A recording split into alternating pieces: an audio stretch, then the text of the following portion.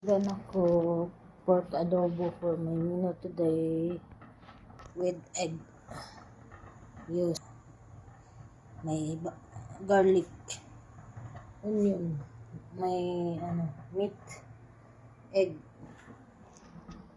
and for them, but not for me because I don't really like meat, especially pork. I prefer to eat vegetable. That's why I cook flour. There's a cauliflower. I steam it. Later, I just put salt in butter.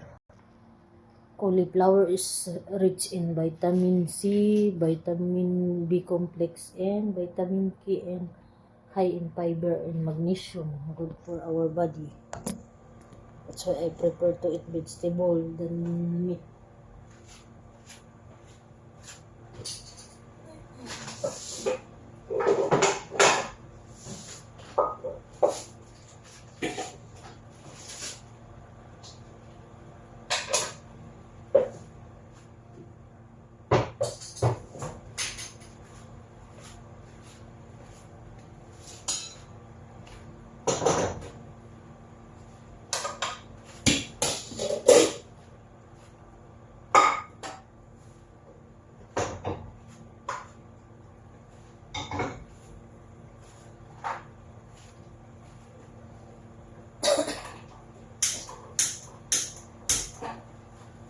I need to saute the meat until it will brown.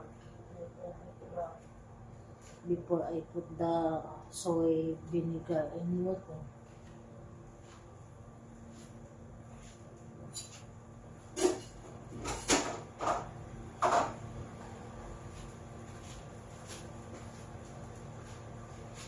You don't like potato in the adobo, that's why I don't put any potato.